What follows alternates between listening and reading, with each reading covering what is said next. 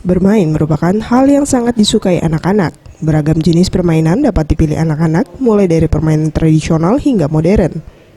Di salah satu mal di Palembang menyajikan wahana permainan baru yang aman bagi anak-anak, yaitu kuda poni.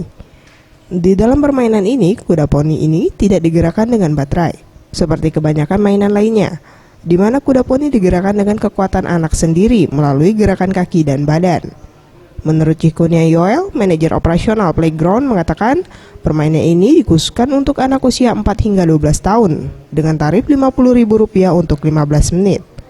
Walau terbilang baru, namun peminat permainan kuda poni ini cukup tinggi, khususnya pada libur Idul Adha kemarin yang mencapai 70 hingga 100 pengunjung.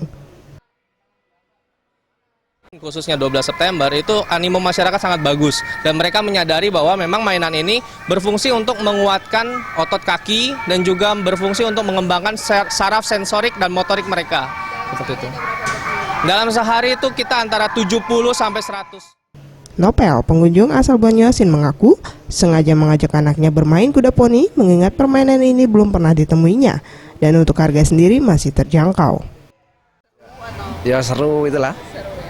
Seru. Untuk harga ya standar lah. Megadwi Handayani, Maulana Yusuf, Sriwijaya TV.